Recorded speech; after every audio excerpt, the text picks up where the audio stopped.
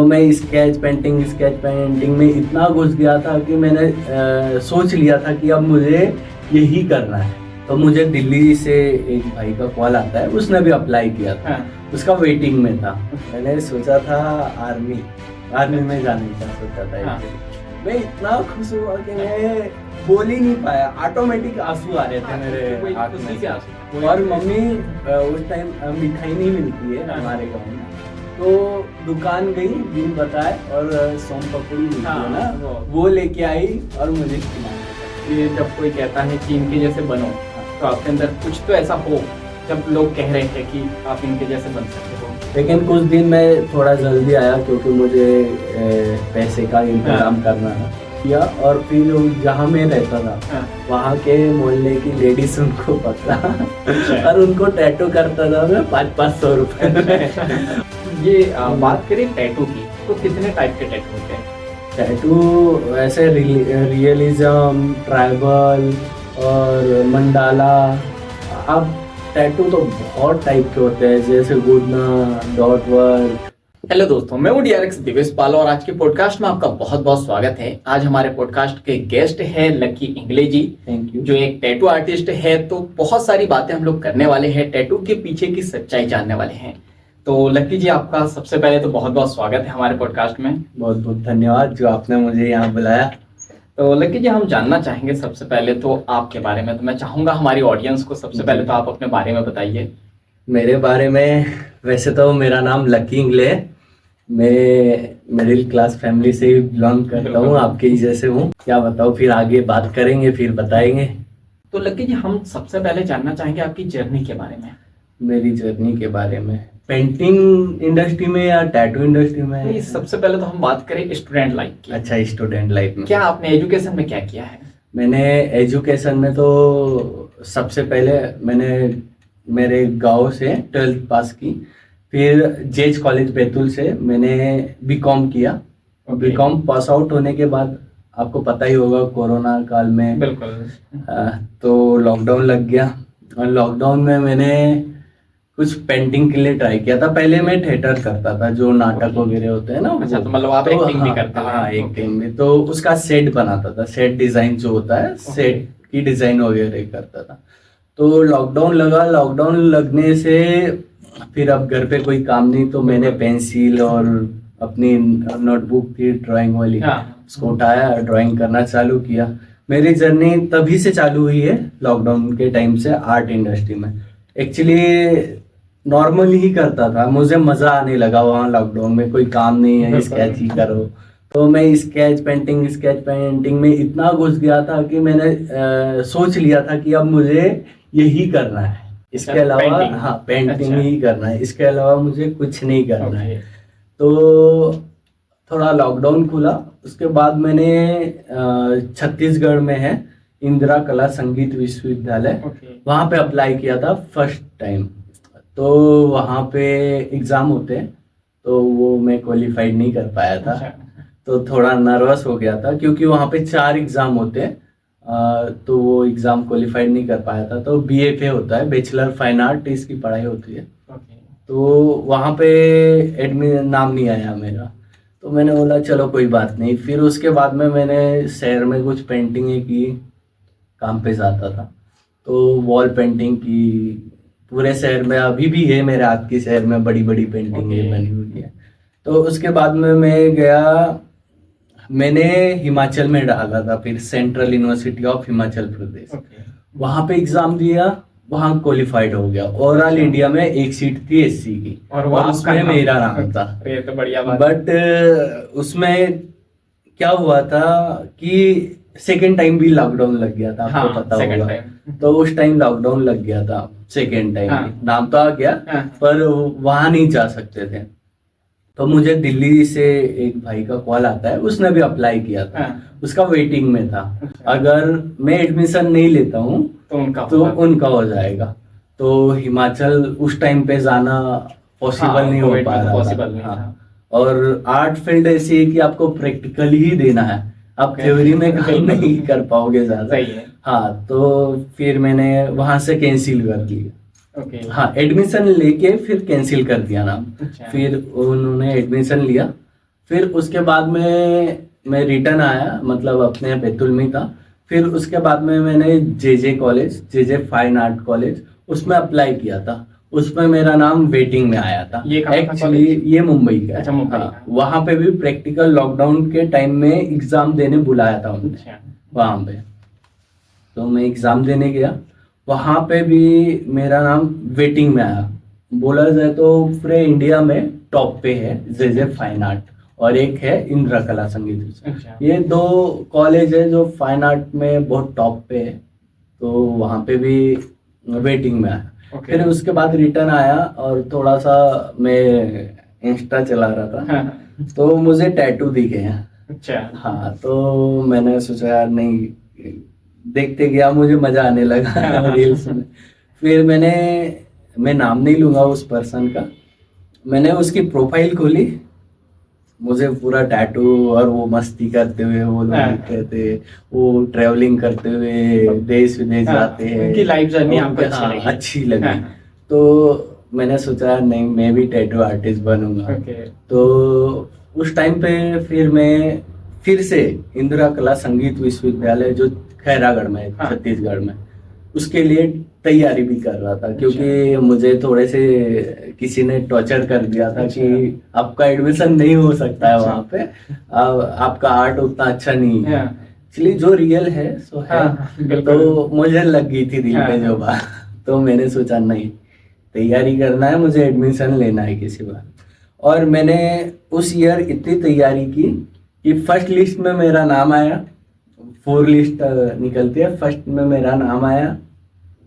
मैंने एडमिशन लिया और वहां से रिटर्न आया, पेंटिंग की यहाँ पे, और एडमिशन निकाल लिया, कट कर दिया वहां से।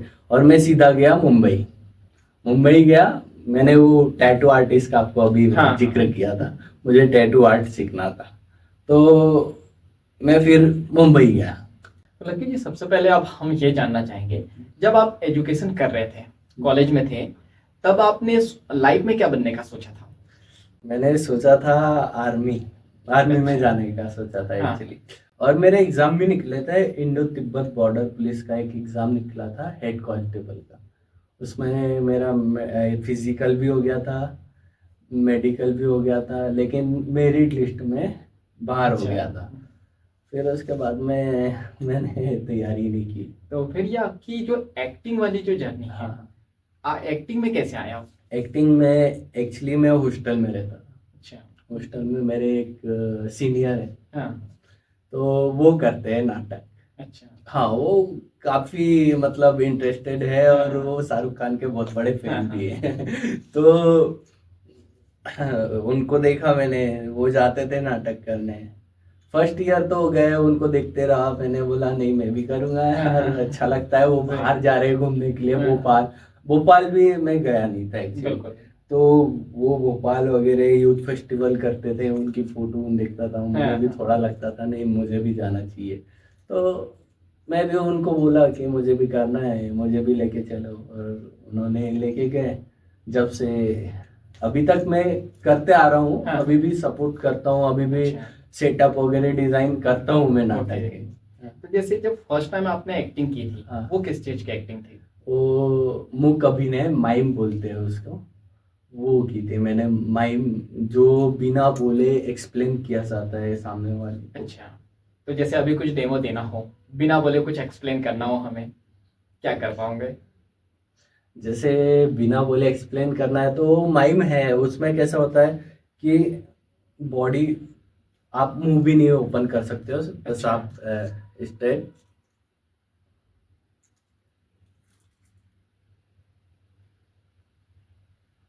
ये होता है माइक।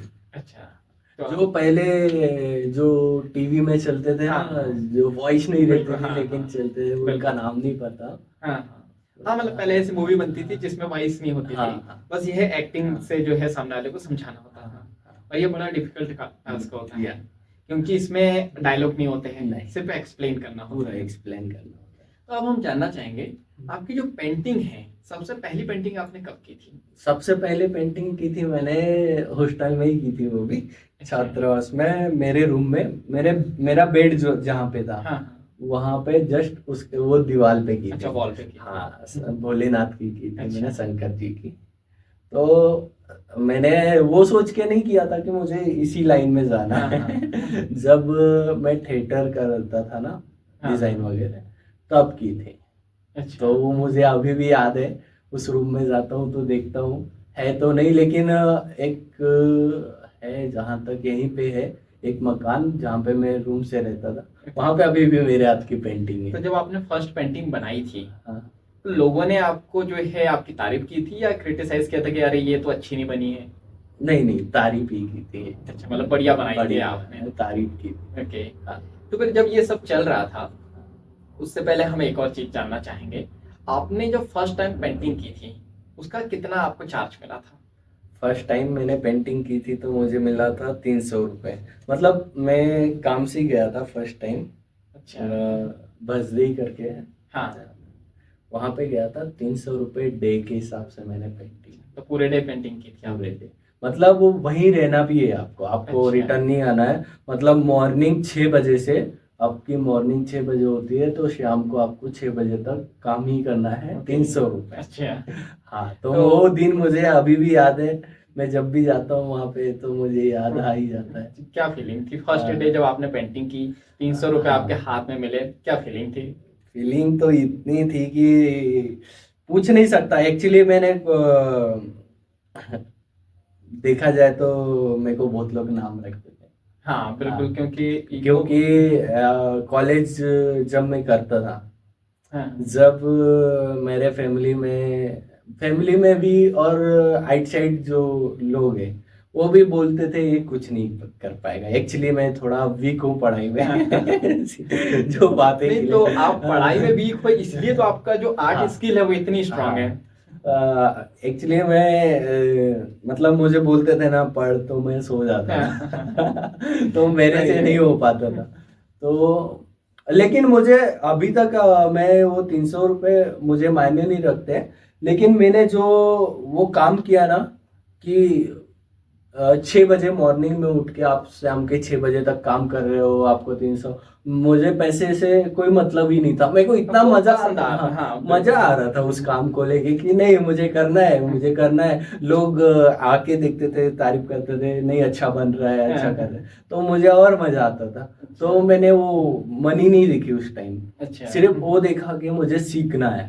ओके। हाँ, अगर उस टाइम में पैसा देखता ना तो शायद ही मैं आगे हाँ, और आगे नहीं बढ़ पाते। बढ़ पाता। अब मैं बात करूं, 300 रुपये से तो आपने स्टार्ट की पेंटिंग, लेकिन अभी तक के सबसे बड़ा प्रोजेक्ट पेंटिंग में कौन सा रहा जहां आपने सबसे ज्यादा चार्ज किया है? अभी तक सिंगल पेंटिंग का बताऊँ या या कोई पूरे प्रोजेक्ट का हो, या मेरा पूरा प्रोजेक्ट रहा है लगभग 25 लाख। 25 लाख का? तो जैसे 300 रुपये से आपने स्टार्ट की पेंटिंग, 25 लाख का आपको प्रोजेक्ट मिला, तो वो क्या फीलिंग थी 25 लाख वाली वो फीलिंग? फीलिंग इतनी थी कि अभी भी मेरे रोंगटे खड़े हो रहे हैं। वो फीलिंग ऐसी थी कि मैं घर पे गया। मैं डेली जाता हूँ, हफ्ते में 1-2 दिन घर पे जाता ही हूँ। मैं घर पे गया, मम्मी को ऐसे ही, हम डेली, मम्मी खाना बना रही थी और मैं ऐसा बैठा था, उधर से सर का फोन आता है। मैंने वो दे के रखा था, जो भी है कोटेशन वगैरह, कोटेशन हाँ। वगैरह। तो उधर से ऐसे नए नंबर से कॉल आता है। हाँ। हेलो सर, आपका प्रोजेक्ट पास हो गया, आप काम चालू कर दीजिए। मैं इतना खुश हुआ कि मैं बोल ही नहीं पाया, ऑटोमेटिक आंसू आ रहे थे हाँ, मेरे क्योंकि वो एक आंख में खुशी के से। आंसू थे ना, हाँ, क्योंकि क्योंकि मेरे मैं अभी तक बता दूं, मेरे फैमिली में हो सकता है आज तक इतना बड़ा अमाउंट बिल्कुल मिडिल फैमिली में किसी के नहीं, पास नहीं आता है। इतना बड़ा अमाउंट पे काम किसी ने नहीं किया है। बिल्कुल। तो मैं उस चीज से इतना खुश था, और मम्मी को बोला ना, मम्मी ने रो दिया था। नहीं, क्योंकि हाँ, देखो कोई और मम्मी उस टाइम मिठाई नहीं मिलती है हाँ, हमारे हाँ। गांव में, तो दुकान गई बिन बताए और सोम पपड़ी देती है हाँ, ना, वो लेके आई और मुझे खिलाया सबसे पहले। नहीं, क्योंकि देखो क्या है, ये आपके लिए भी और आपकी हाँ, फैमिली के लिए भी बहुत बड़ी अचीवमेंट थी। जैसे आपने बताया 300 रुपये से आपने स्टार्ट किया, और 25 लाख का जो अमाउंट होता है बहुत बड़ा होता है, एक बहुत मिडिल फैमिली के लिए तो बहुत बड़ा होता है। बहुत बड़ा। तो आपने जब अपनी सोसाइटी को बताया, आसपास पड़ोसियों को बताया, दोस्तों को बताया, फिर क्या रिएक्शन थे? एक्चुअली किसी को मैंने ज्यादा बताया नहीं। वो फिर लोगों को पता चला कि हाँ, नहीं हाँ। इसको बड़े बड़े प्रोजेक्ट मिले हैं हाँ, करके।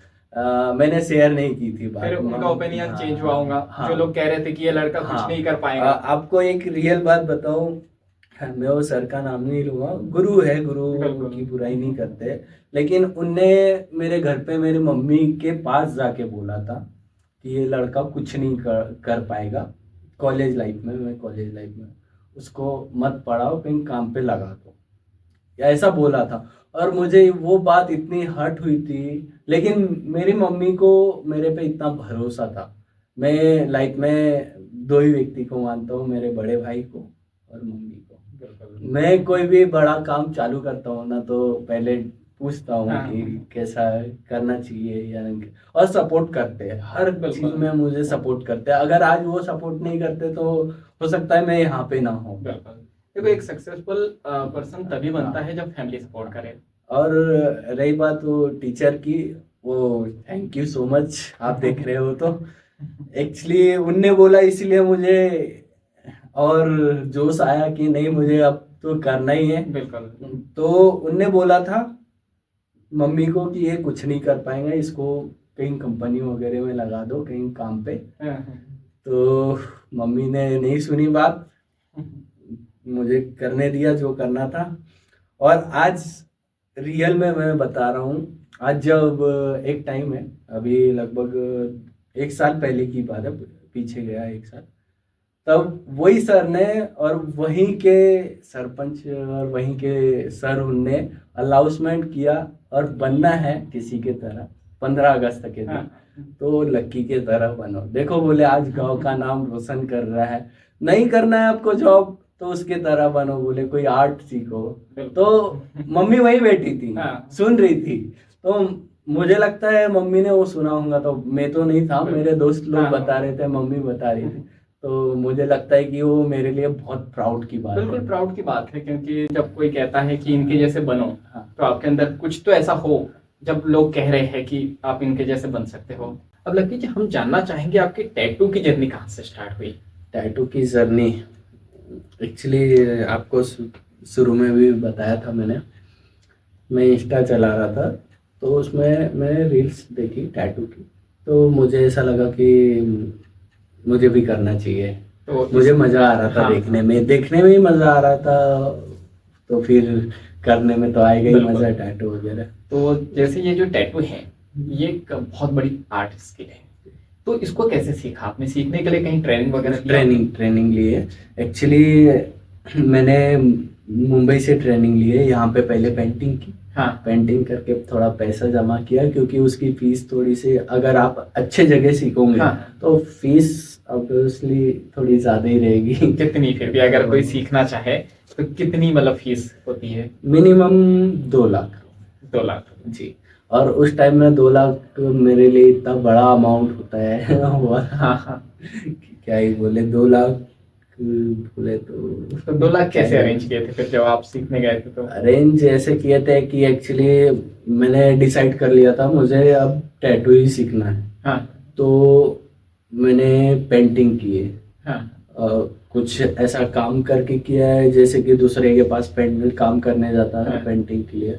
और फिर थोड़ा बहुत मैंने कांटेक्ट किया 2-3 लोगों से ऐसा। हाँ। तो मुझे फर्स्ट प्रोजेक्ट मिला था वो ये अपना वन विभाग का, हाँ। जो कि था वो 75,000 समथिंग कुछ अच्छा। इसका था अमाउंट। तो मैंने वो पेंटिंग वहाँ पे किया, और वो मनी जो जमा किया है, फिर भी मैंने सिर्फ 75,000 लेके गया हाँ। था, लेके नहीं गया था, वो पेमेंट होने का था, लेकिन मुझे जाना था, तो कुछ हाफ पेमेंट मिला था और मैं चला गया था। हाँ। तो मैंने इधर से ही प्रोफाइल देखी थी मेरे सर की, जो कि नवी मुंबई में राहुल गायकवाड़ करके। अच्छा। तो मुझे उनसे सीखना था, तो मैं सीधा उनकी स्टूडियो में गया, कहीं पे भी मैंने विजिट नहीं किया। हाँ। कहीं देखा भी नहीं, मैं सीधा वहीं गया, मुझे सीखना है सर। मैं तो सर बोले फीस ऐसी ऐसी है, तो मैंने बोला ठीक है सर, फीस तो इतनी है नहीं, हाँ। क्योंकि मैं हाफ लेके गया था। हाँ। तो बोले 50,000 आपको जमा करना पड़ेगा, फिर इंस्टॉलमेंट में कर देना। तो मैंने बोला ठीक है सर, लेकिन मेरे पास तो थे ही नहीं। बोला ठीक है, झूठ बोल दिया कि ठीक है सर मैं दे दूंगा। हाँ।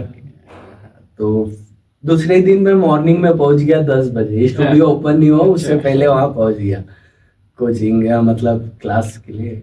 तो सर को कॉल किया तो सर बोले 11 बजे ओपन होता है, मैं 10 बजे ही पहुंच गया क्योंकि मुझे Excitement रहती है ना। हाँ।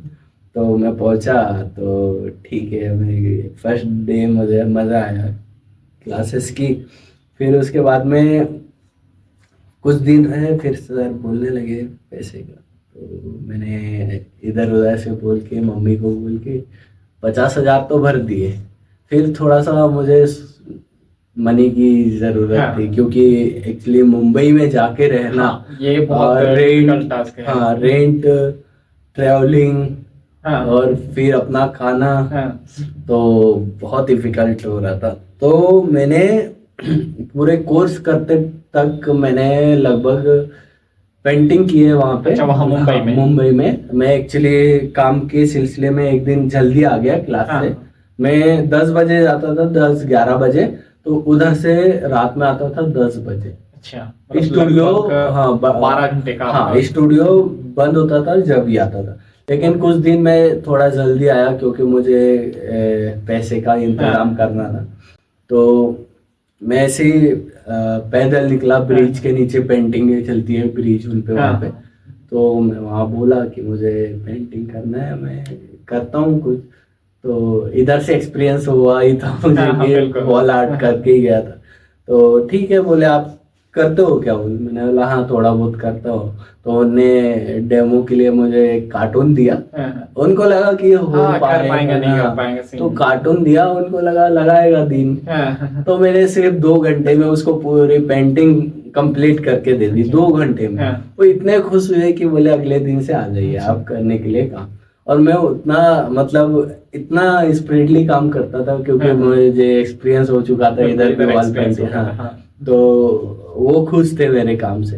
तो मुझे ना लगभग 3 या 4 घंटे करता था, अच्छा। उसका मुझे मिलता था 1,000 रुपए। अच्छा, 3-4 घंटे का 1000 रुपए। 1,000 रुपए। और आपको 2 लाख जमा करने थे। हाँ, तो मैंने ऐसे काम कर करके फिर मेरा मतलब वो जो सर है उनने काम दिया मुझे, उनका थैंक यू पहले तो, क्योंकि उनके वजह से ही मैं यहाँ तक हूँ जहाँ तक बिल्कुल। मुझे लगता है।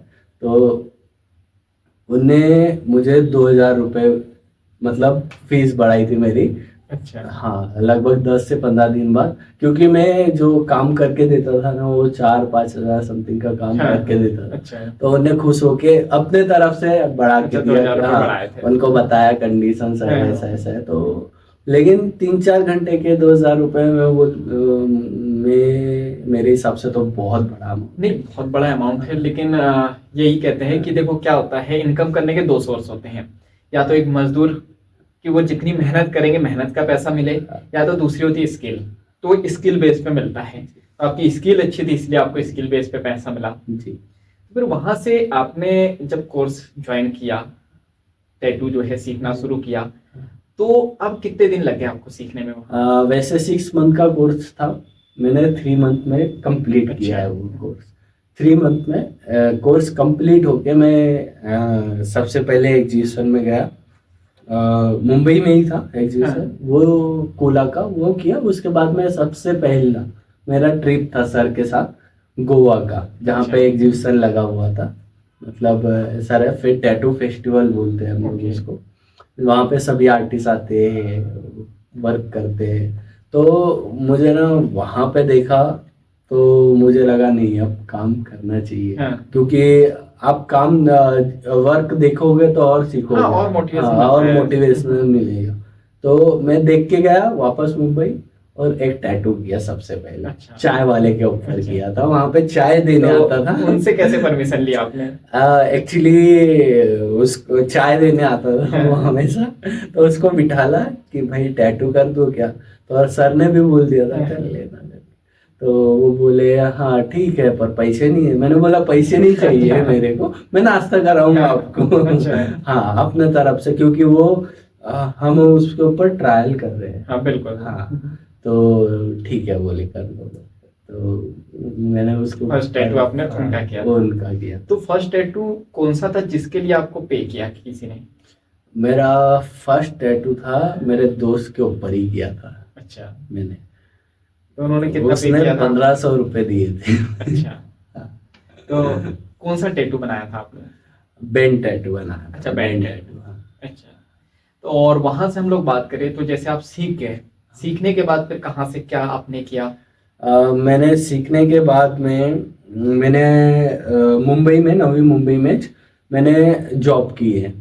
सियोल में जॉब की है, लगभग 6 मंथ मैंने जॉब की है टैटू इसमें। सैलरी बेस पे? सैलरी बेस पे पहले नहीं करता था, मतलब जस्ट सीखा था, उसके बाद में मैं थोड़ा बहुत वर्क किया, और फिर जहाँ मैं रहता था हाँ। वहाँ के मोहल्ले की लेडीज उनको पकड़ा अच्छा। और उनको टैटू करता था मैं 500-500 रुपए में। और लेडीज उनका ऐसा है कि एक को कर दो ना तो फिर वो सभी करवाते हैं। सर्कल बनते जाता है। तो मैंने सिर्फ एक को किया था और पूरे मोहल्ले में मैं टैटू करने जाता था वहाँ पे। तो उन्होंने भी बहुत सपोर्ट किया वहाँ मुंबई में। और फिर उसके बाद में मैंने अप्लाई किया था, सियोल में है योगीश टैटू करके, हाँ। वहाँ पे 2-3 जगह किया था, वहाँ तो नहीं हुआ, फिर वहाँ पे किया था। तो उनने पहले डेमो लिया, डेमो पास हो गया तो उनने रखा, बोले ठीक है करो। तो क्या सैलरी देते थे वो आपको? सैलरी हाँ। स्टार्टिंग थी मेरी 14,000। अच्छा, चलो अच्छी बात है। 14,000 थी और 10% कमीशन था। अच्छा, तो वहां से आपने इनकम थोड़ा ठीक ठाक करना शुरू शुरू किया। लेकिन जो मेरा स्रोत था, ये जो मेरी पेमेंट थी 14,000 थी।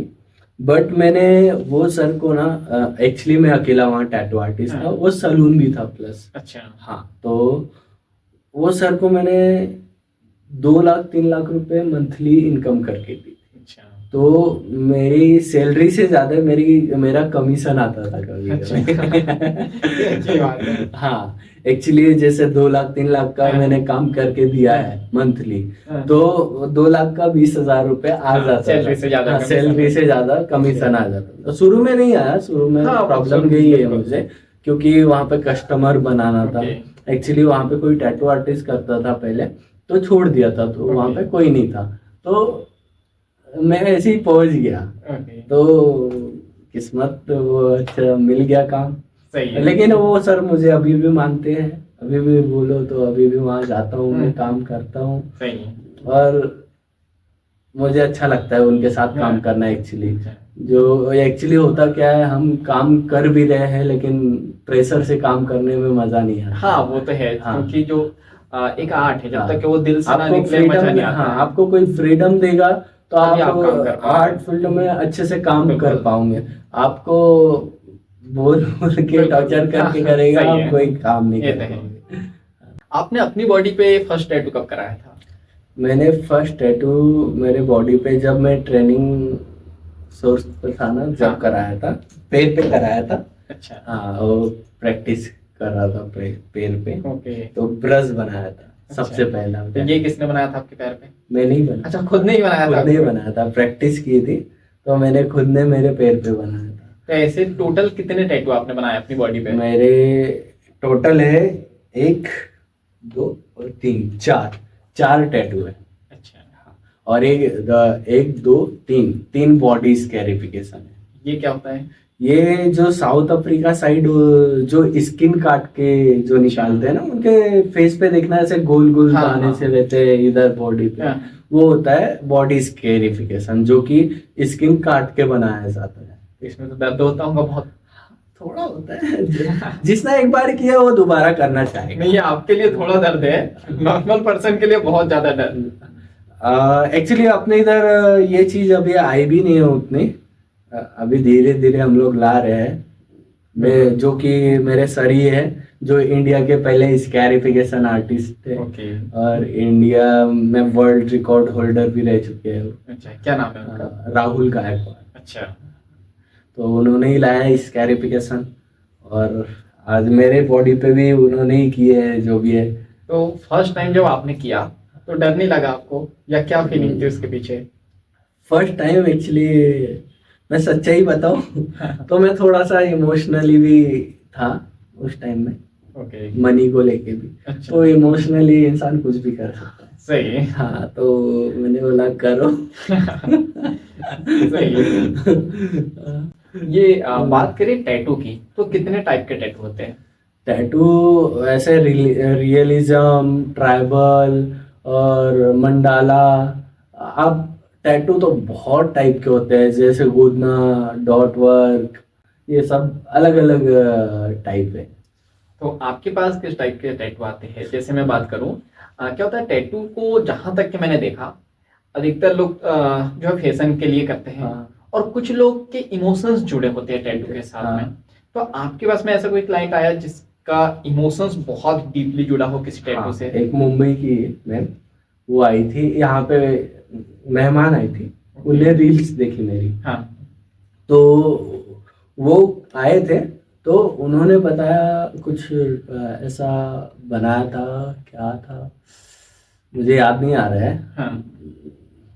हाँ, पहाड़ी वगैरह ऐसा कुछ था। अच्छा। तो उनने बोला कि मैं मरने के इस पे थी स्टेज। अच्छा। तो बोले मैंने एक्सरसाइज और वो सब चीज़ें हाँ। चालू की, ट्रैवलिंग वगैरह, पहाड़ों पे जाना हाँ। है। तो वो टैटू से जुड़ा हुआ था। बिल्कुल। तो उन्हें बहुत इमोशनल होके बोला था मुझे कि बोले ये टैटू मेरे जिंदगी के बहुत इम्पोर्टेंट है। तो ऐसे बहुत सारे मोमेंट आते होंगे आपके बहुत लाइफ सारे, में। और कुछ टैटू तो ऐसे हैं कि आज तो बना लिए लेकिन कल फिर कवर अप भी करने आते हैं। अच्छा। मतलब कुछ महीने बाद। एक्चुअली होता क्या है कि सेलिब्रिटी लोग को हाँ। देखते हो आप कि उनके यहाँ पे टैटू रहते हैं, इधर टैटू रहते हैं, तो कुछ लोग उनको देख के टैटू बनाते हैं। हाँ। लेकिन सेलिब्रिटी रियल में टैटू नहीं बनाते। हाँ। वो होता क्या है, टैटू टेम्पररी रहता है। टेम्पररी। हाँ। हाँ, वो शूटिंग तक रहेगा और निकाल दिया हाँ। जाता है। तो कुछ लोग टैटू तुरंत में बना तो लेते हैं, फिर कुछ टाइम बाद वो टैटू से बोर हो जाते हैं, तो सोचते हैं कवर अप करवा ले, मिटा ले। तो मैं चाहता हूँ कि अगर आप टैटू बना रहे हो तो आपसे रिलेटेड कुछ बनाओ कि वो आपको मोटिवेशनल करे। टैटू आप देखो कभी तो आपको अच्छा लगे, हाँ। आप ऐसा बोर ना हो उस चीज को लेके कि यार क्यों बना लिया। सही आप किसी की ऐसा देख देख के मत करो। सही आप है। खुद ही कोई, अगर आपको अच्छा लग रहा है, नहीं मुझे ये चाहिए, ये मेरे बॉडी पे अच्छा लगेगा, ये चीज मेरे लाइफ से रिलेटेड है, तो आप टैटू करो। बिल्कुल। हाँ, नहीं तो एक्चुअली होता क्या है, बना तो लेते हैं फिर कुछ दिन बाद कुछ उसको- दिन बाद सही है। कवर अप करने आते हैं। जैसे कि एग्जांपल, गर्लफ्रेंड बॉयफ्रेंड का हाँ। नेम टैटू, शादी से पहले नाम वगैरह लिखवाते हैं, शादी नहीं होती है, फिर कवर अप करना, उसको Okay. टैटू रिमूव करना। तो मैं इतना ही कहूँगा कि उसको आप जो डिसीजन ले रहे हो वो अपने- काफी सोच बिल्कुल। समझ के लो सही। तो ज्यादा बेटर रहेगा। जैसे मैं देखता हूँ रील में अलग अलग प्रकार से, कभी कोई खून निकाल रहा है, हाँ। कोई स्किन काट रहा है, हाँ। तो ये सब क्या होता है मतलब टैटू में? एक्चुअली टैटू में नहीं है, ये खून निकालना मतलब ये होता है कि ब्लड स्केच बोलते हैं उसको। अच्छा, ये क्या होता है? ब्लड स्केच मतलब ब्लड निकालते हैं और फिर ब्लड से स्केच बनाते हैं। जैसे कि अधिकतर मैंने देखा है कपल्स लोग बनाते हैं अधिकतर, और मॉम डैड के बनाते हैं कुछ लोग। तो जैसे कि मेरा ब्लड निकाला है हाँ। और मैंने मेरे मम्मी का फेस बनाया ब्लड से। ये कहाँ बनता है? ये सिर्फ बैतूल में तो मैं अकेला ही बनाता अच्छा। हूँ ब्लड पेंटिंग। ओके। जी। तो जैसे जो ब्लड पेंटिंग जो होती है, हाँ। किसी की बॉडी पे होती है या किसी नहीं नहीं, पेपर पे होता है। पेपर पे? हाँ, अच्छा। पेपर। फिर उसको फ्रेम वगैरह करा के हाँ, मेमोरी के लिए रखा जाता मेमोरी है। के लिए रखा जाता है। और लेकिन अगर आज आपने ब्लड निकाला है हाँ। तो आपको आज ही पेंटिंग करना अच्छा। पड़ेगा, नहीं तो ब्लड वो जम जाएगा, जम clot हो जाएगा। जाएगा। ओके। और कुछ लोग यहाँ पे कुछ ज्वेलरी वगैरह लगाते हैं। हाँ हाँ, उसको बॉडी पियर्सिंग बोलते हैं। अच्छा। एक्चुअली मैंने भी लगाया है इधर। अच्छा। ये देखिए, ओके। ये स्किन में है, इसको सरफेस पियर्सिंग बोलते हैं। डर्मल होता है, लिप्स पियर्सिंग ओके। होती है, ये लोब पियर्सिंग होते हैं, इंडस्ट्रियल होती है, आईब्रो पियर्सिंग होती है। तो इसमें तो बहुत ज्यादा दर्द होता होगा स्किन के अंदर, मतलब उसे लगाना। नहीं नहीं, ऐसा पेन नहीं है उतना। लिप्स पियर्सिंग होती है, कुछ लोग लिप्स पे हाँ, करवाते लिप्स पे भी हैं, लगाते हैं। बेली पियर्सिंग होती है ओके। इधर। तो जब ये लगाते हो आप, तो सामने वाले को बेहोशी वगैरह का इंजेक्शन वगैरह ऐसा नहीं नहीं, कुछ? ऐसा कुछ नहीं, ऐसा कुछ नहीं। अच्छा, सामने वाला दर्द सह लेता है? सह लेता है, आराम से सह लेता है, ऐसा कुछ नहीं है बेहोशी के इंजेक्शन वगैरह। ओके, आराम से जिसको करना है वो तो कर ही लेते हैं फिर। सही है। तो जब आप टैटू वगैरह बनाते हो तो बहुत सारा क्रिटिसिज्म आपको झेलना पड़ता होगा, क्योंकि बहुत सारे लोग कहते हैं कि टैटू सही नहीं है, टैटू से या तो कैंसर होता है या ये हमारे समाज के लिए सही नहीं है। तो उसको कैसे हैंडल करते हो आप? एक्चुअली क्या होता है, टैटू से अधिकतर लोग ना अपने इधर ऐसा है कि कैंसर हो जाएगा या कुछ इन्फेक्शन हो जाएगा। तो मैं यही कहूँगा, कहीं पे भी अगर आप टैटू कर रहे हो तो वहाँ पे देखो कि हाइजीन मेंटेन है कि नहीं, न्यू नीडल यूज की है कि नहीं, ओके, न्यू नीडल यूज कर रहा है कि नहीं सामने वाला, ग्लव्स पहने है कि नहीं प्रॉपर तरीके से, आप जहाँ पे बैठे हो, जहाँ हाथ रख रहे हो टैटू बनाने के लिए, वो प्रॉपर तरीके से रैप है कि नहीं है, और बॉटलें उसकी रैप है कि नहीं है। आप जितना हाइजीन मेंटेन करके रखोगे ना तो टैटू सही है, नहीं तो फिर आप मेले में बनाओगे और फिर इन्फेक्शन हो जाता है। एग्जाम्पल, अगर आपको कोई बीमारी है और आपको टैटू किया मैंने, उसी नीडल से मैं करूँगा तो मुझे भी कोई बीमारी हो ही जाएगी, कुछ ना कुछ होगा। और दोनों का मिक्सअप होके अगर कोई थर्ड पर्सन को टैटू किया, कोई नया इन्फेक्शन या कुछ बीमारी हो जाएगी। तो वो चीज़ें बहुत ध्यान में रखी जाती है कि हाइजीन मेंटेन करके रखना पड़ता है। तो आपको क्या लगता है, मतलब कैंसर कब हो जाता है? अगर ज्यादा टैटू करने से नहीं, या गलत इंक यूज करने से? कैंसर ऐसा है कि आप हाइजीन मेंटेन करके रखो। टैटू ज्यादा करने से कैंसर नहीं होता है एक्चुअली। आप देखोगे, मैंने आपको दिखाया भी है कि फुल बॉडी पे टैटू किए हुए हैं। मेरा भी प्लान है आगे चल के कि मैं फुल बॉडी पे टैटू करूंगा, और ये मेरा प्लान लिस्ट में है, तो मैं ये करूंगा। हाँ, फुल बॉडी पे टैटू करूंगा, लेकिन आप मेंटेन रखो उस चीज को। अगर आपने टैटू किया है तो उसकी आफ्टर केयर भी लेती है। आप उसकी 10 डेज 13 डेज तक उसकी आफ्टर केयर रहती है। प्रॉपर उसको वॉश करो 3 डेज अच्छे पानी से, फेस वॉश से, बेबी सोप से, और फिर उसको जो आपके स्टूडियो में से जो क्रीम देंगे वो क्रीम प्रॉपर तरीके से अप्लाई करो। क्योंकि आप वो जो टैटू किया है वो भी स्किन के अंदर गया है। हाँ। आप कोई डॉक्टर के पास जाते हो कोई घाव को लेके, तो डॉक्टर आफ्टर केयर देता है कि आपको मलहम लगाना है, आपको ये गोली खाना है। तो वैसे ही टैटू का भी है, आपको आफ्टर केयर उसकी अच्छे से करोगे तो टैटू एकदम मस्त आएगा, खिलेगा, दिखेगा अच्छा खिल के। तो डिपेंड करता है आपके आफ्टर केयर और हाइजीन मेंटेन के ऊपर। हाँ, अगर आपने बहुत ही प्रोफेशनली, बहुत ज्यादा ही कर लिया, प्रोफेशनली जगह से भी बना के आए हो, मेरे पास से भी बना के गए हो, अगर आपने आफ्टर केयर नहीं की है उसकी, तो टैटू खराब हो जाएगा। हाँ, या तो टैटू लाइट हो जाएगा, या तो फिर आप ड्रिंक करोगे तो फिर टैटू खराब हो।